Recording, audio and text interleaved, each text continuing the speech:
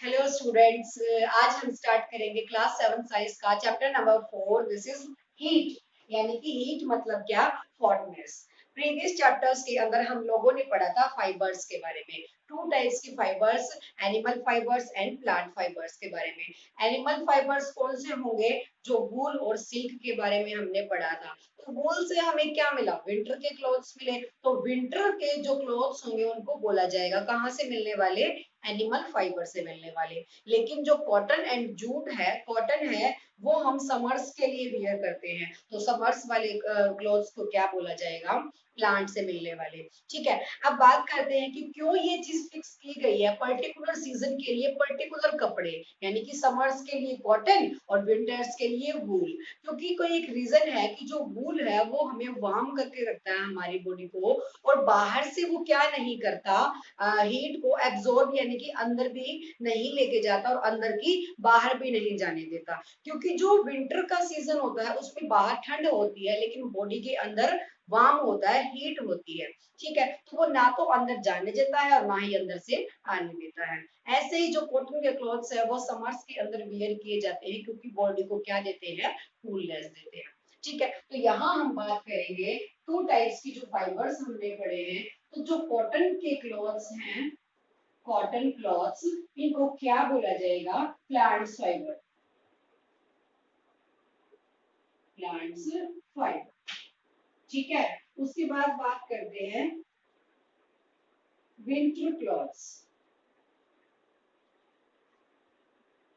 Winter clothes. Winter clothes को क्या बोला जाएगा? Animal fibres. विंटर क्लॉथ्स क्यों एनिमल फाइबर? क्योंकि लास्ट चैप्टर के अंदर हम पढ़ चुके हैं कि जो वूल है वो हमें कहाँ से मिली है? एनिमल्स से मिली, यानी कि जो याक और शिप वगैरह में पढ़े थे। विंटर क्लॉथ्स कैसे क्लॉथ होंगे? कहाँ से मिलने वाले? Animal fibres. Animals fibres. ठीक है। अब बात आती है कि जब हमारे पास, मान लीजिए एक एक्टिविटी लेके देखते हैं। अब जब हमारे पास, अब सबसे पहला क्वेश्चन ये अराइज होता है कि हमारे पास टू टाइप्स है, हॉट या फिर कोल्ड। अब बात करते हैं हॉट या फिर कोल्ड के बारे में। हॉट या कोल्ड के बारे में।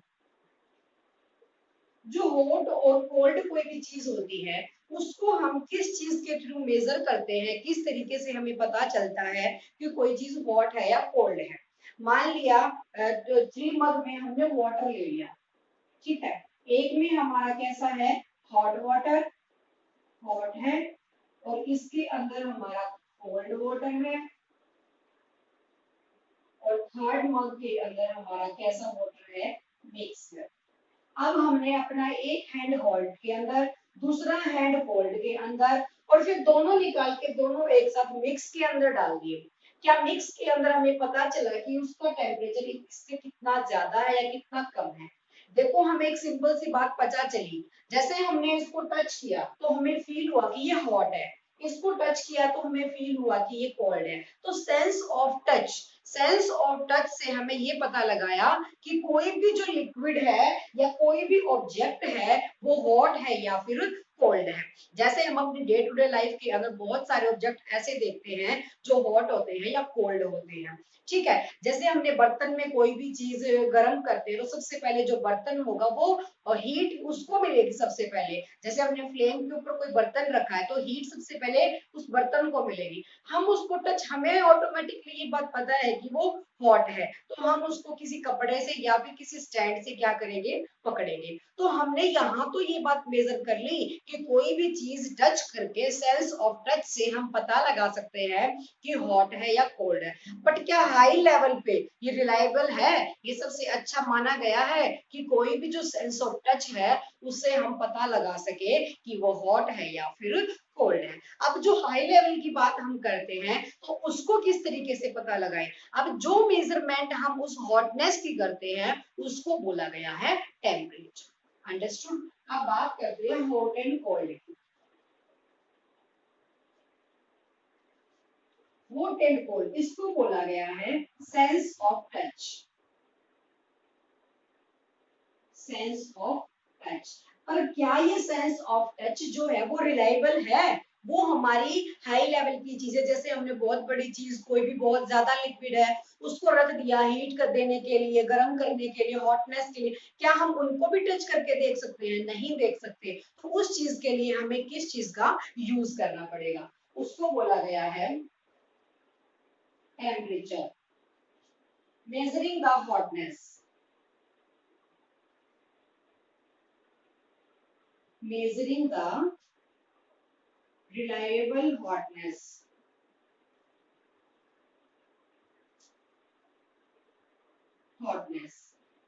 called temperature, called temperature। जिस हॉटनेस को मेजर किया जाएगा, जो हाई लेवल की है, तो उसको मेजर कैसे किया जाएगा? उसको बोला जाता है टेम्परेचर। अब इस टेम्परेचर को मेजर करने की एक डिवाइस है जिसको बोला गया thermometer. Measuring device is called thermometer.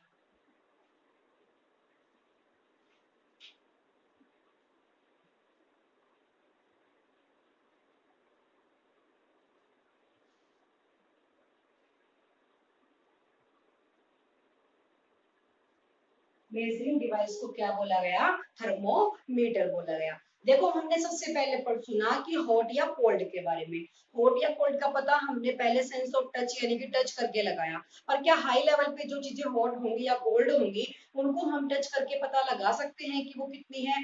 नहीं। उस चीज को बोला गया, जो मेजरिंग उनकी की जाएगी उसको बोला गया टेम्परेचर। अब उस टेम्परेचर को मेजर करने के लिए एक डिवाइस का यूज किया गया जिसको बोला गया थर्मोमीटर। अब थर्मोमीटर भी टू टाइप्स के होते हैं। कौन से कौन से? फर्स्ट हमारा आएगा clinical thermometer.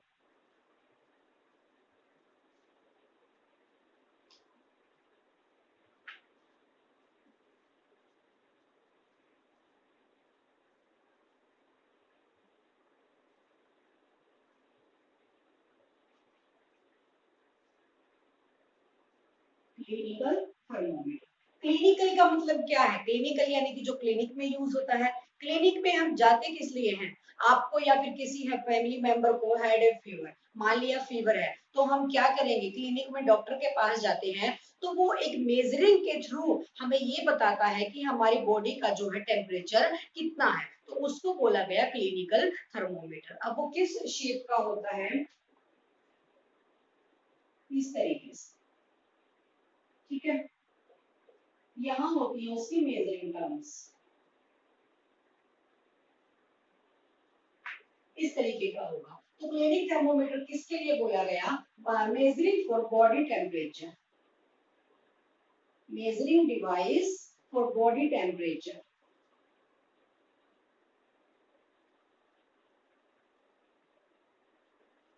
For body temperature. हमारी बॉडी के टेम्परेचर को मेजर करने के लिए क्लिनिक के अंदर जब हम यूज करते हैं, आजकल तो आमतौर पे घरों में भी है, तो जो बॉडी का टेम्परेचर मेजर किया जाएगा वो किसके थ्रू? क्लिनिकल थर्मोमीटर के थ्रू। अब इसकी शेप कैसी होती है? Straight and made by a glass tube. किसके साथ बना होगा? ग्लास ट्यूब के साथ, made by glass tube,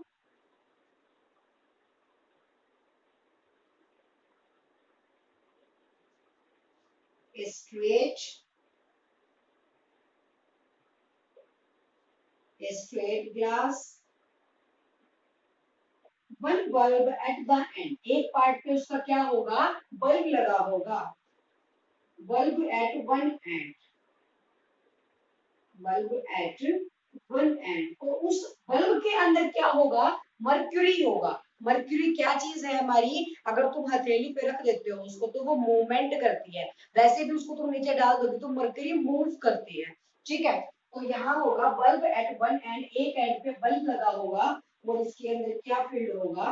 mercury, mercury field होगा। जब ये थर्मोमीटर बाय चांस तुमसे छूट गया है, नीचे गिर गया है, तो इसके ग्लास वाले यानी कि आगे वाले पोर्शन को, जो बल्ब वाला पोर्शन है इसका, ग्लास वाला, उसको कभी भी टच नहीं करता है, ये हार्मफुल हो सकता है। अब तुमने पढ़ा क्लिनिकल थर्मोमीटर के बारे में, हमने क्या क्या यूजेस पढ़े इसके, कि जो क्लिनिक के अंदर या फिर घरों में जो बॉडी टेम्परेचर को मेजर करने के लिए डिवाइस यूज की गई है is called clinical thermometer. Made by glass tube, किसका बना होगा, ग्लास ट्यूब का बना होगा, एट ए स्ट्रेट ग्लास, एक स्ट्रेट फॉर्म में होगा, बल्ब एट वन एंड, एक एंड पे उसके बल्ब लगा होगा, एंड फिल्ड विद मर्क्यूरी, और उसके अंदर क्या होगा, मर्क्यूरी होगा। इससे हम मेजर करते हैं बॉडी का टेम्परेचर। अब वो किस तरीके से, उसका प्रोसीजर क्या है, इस जो हमारा बल्ब वाला एंड है उसको कहाँ रखेंगे, अंडर द टंग, हमारी टंग के अंदर रखेंगे फॉर 2 और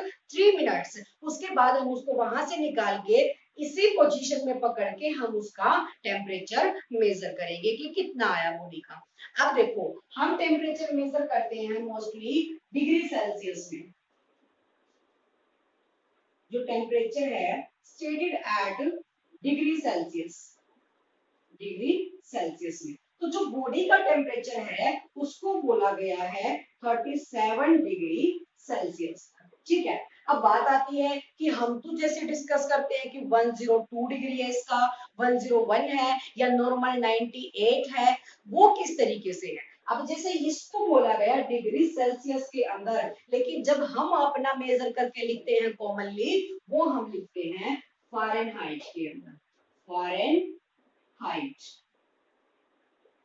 ठीक है, तो जो हम अपना टेम्परेचर मेजर करते हैं 102, 98, 101, फीवर होने के बाद 101, 102, वो हम सेल्सियस में नहीं करते, उसको फ़ारेनहाइट में करते हैं। इसकी अलग अलग वैल्यूज हैं, और नॉर्मली जो बॉडी का टेम्परेचर होता है उसको सेल्सियस के अंदर, और जो नॉर्मल बॉडी का टेम्परेचर है वो 37 डिग्री सेल्सियस है, जो फ़ारेनहाइट के अंदर कितना है, 98 फ़ारेनहाइट, 98 डिग्री फ़ारेनहाइट। अंडरस्टूड, तो ये था आपका क्लिनिकल थर्मोमीटर के बारे में। अब बात करते हैं इसकी प्रिकॉशंस की, कि इसको यूज करते टाइम क्या क्या प्रिकॉशंस होनी चाहिए।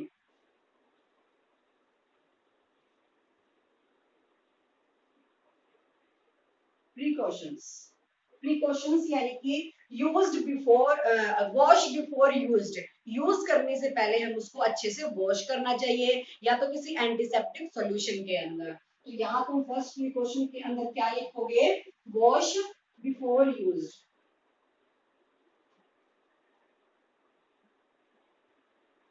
वॉश बिफोर यूज्ड, यूज करने से पहले हमें उसे वॉश करना चाहिए। सेकंड क्या लिखोगे, होल्ड इन अ स्ट्रेट, किस तरीके से हमें उसको इस तरीके से स्ट्रेट होल्ड करना है, while you are measuring the temperature, जब आप टेम्परेचर मेजर कर रहे हैं, हमने माउथ से टंग के नीचे से उसको निकाला है, तो उसको आपको जस्ट ऐसे उसको क्या करना है, मेजर करना है।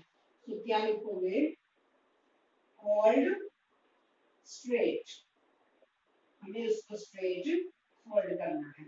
अब देखो, एक पर्सन ने जब उसको यूज कर लिया, या फिर तुम उसको यूज करने वाले हो, यूज करने से पहले तुम क्या करोगे, जब हमने क्या किया, टंग के नीचे से उसको निकाला, आफ्टर 2 और 3 मिनट्स हमने मेजर किया कि हमारा टेम्परेचर कितना है। मेजर करने के बाद या फिर मेजर करने से पहले जब कोई और मेजर कर चुका है, आप लोगों ने उसको क्या किया, डीप करके वाटर के अंदर या सॉल्यूशन के अंदर, एंटीसेप्टिक सॉल्यूशन के अंदर डीप करके उसको वॉश कर लिया। अब जब हम उसको उसके अंदर क्या देंगे, फ्यू जर्क, ऐसे उसको झड़का देंगे, ताकि जो उसका मर्क्यूरी का लेवल है, उसका जो टेम्परेचर का लेवल है, वो कहाँ चला जाए, डाउन चला जाए। डाउन यानी कि जो उसका स्टार्टिंग पॉइंट होता है वो 35 डिग्री सेल्सियस होता है। तो जब तुम उसको ऐसे कर दोगे तो उसका टेम्परेचर नीचे की तरफ चला जाएगा, जो उसका स्टार्टिंग पॉइंट होगा जो कितना होगा, 35 डिग्री सेल्सियस होगा। इसीलिए बोला जाता है कि टंग से बाहर निकल, टंग से हटाने के बाद, बाहर निकालने के बाद उसको कभी भी डाउन पोजीशन में नहीं लाना,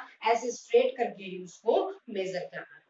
अंडरस्टूड, ये था आपका क्लिनिकल थर्मोमीटर। अब बात करते हैं कि जैसे अदर लिक्विड्स होते हैं, या फिर और भी कोई ऑब्जेक्ट्स होते हैं, लिक्विड्स हो गए हाई लेवल पे, उनको मेजर करने के लिए, कि उनका टेम्परेचर मेजर करने के लिए भी क्या हम क्लिनिकल थर्मोमीटर का यूज करते हैं, नहीं, उसको बोला गया है लैबोरेटरी थर्मोमीटर।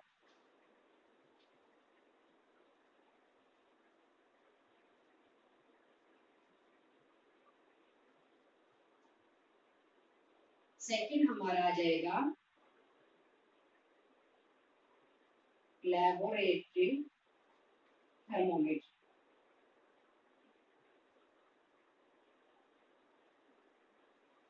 ठीक है, लैबोरेटरी थर्मोमीटर, लैब ये नाम से ही पता चल रहा है, लैब यानी कि जो स्कूल के अंदर आपके टीचर्स लैब के अंदर आपको लेके जाएंगे, तो वहां जब तुम किसी लिक्विड को मेजर करोगे उसके लिए कि उसका टेम्परेचर कितना है, हॉट है या कोल्ड है, उसका टेम्परेचर नॉर्मल कितना है, तो उसको यूज करने के लिए तुम क्या, उसको मेजर करने के लिए तुम किसका यूज करोगे, लेबोरेटरी थर्मोमीटर का। तो ऑब्वियसली कहाँ मिलेगा, लैब्स के अंदर मिलेगा, जो बड़ी बड़ी लैब्स होती है, केमिस्ट्री लैब्स होती हैं, उनके अंदर किसका यूज होगा, लेबोरेटरी थर्मोमीटर का यूज होगा। इसका जो टेम्परेचर है वो कितना होगा, जैसे हमने पढ़ा क्लिनिकल वाले का 35 या 37 डिग्री सेल्सियस, इसका -10 degree celsius to 110 degree celsius होगा। जो लेबोरेटरी थर्मोमीटर है लिक्विड्स को मेजर करने के लिए यूज किया जाता है, for measurement the liquids is called laboratory thermometer, not clinical thermometer. Clinical thermometer is used for the measuring for body, our body temperature, हमारे body temperature को measure करने के लिए clinical thermometer का, but laboratory के अंदर liquids को measure करने के लिए, temperature को measure करने के लिए laboratory thermometer का टेम्परेचर कितना होना चाहिए, -10 degree celsius to 110 degree celsius. अब बात करते हैं इसके प्रिकॉशंस के बारे में या फिर इसके यूजेस कैसे करने हैं। प्रिकॉशंस मतलब इसको भी क्या करना है, यूज करना है, वॉश करना है बिफोर यूज, यूज करने से पहले उसको भी आप वॉश करेंगे। और सेकंड थिंग इसकी क्या आएगी, मान लिया हमारा इसी बर्तन के अंदर इस तरीके से लिक्विड है या बीकर के अंदर किसी भी चीज के अंदर, तो जब हम इसके अंदर थर्मोमीटर डालेंगे तो उसको सरफेस पे टच नहीं करना, सरफेस पे touch, don't touch at surface, surface के ऊपर उसको टच नहीं करना, उसको ऊपर होल्ड करके रखे रखना। अंडरस्टूड, इसको बोला गया है लेबोरेटरी थर्मोमीटर। तो आप लोगों ने टू टाइप्स के हॉट एंड कोल्ड के बारे में पढ़ा, फिर हॉट एंड कोल्ड जो हाई लेवल है उस पर टच, अब नॉर्मली तो हम टच करके पता लगा लेंगे, लेकिन जो हाई लेवल्स पे होते हैं उसको नहीं पता लगा सकते। जैसे बॉडी है, बॉडी को मेजर करने के लिए उसकी टेम्परेचर, उसको टेम्परेचर बोला गया कि वो कितना हॉट है कितना कोल्ड है, उसको टेम्परेचर बोला गया। अब उसको क्या टच करने से हर चीज का पता लगा सकते हैं, नहीं, उसको बोला गया किस डिवाइस के थ्रू, थर्मोमीटर। अब थर्मोमीटर टू टाइप्स के, क्लिनिकल का अलग जगह यूज है और लेबोरेटरी का अलग जगह। अंडरस्टूड।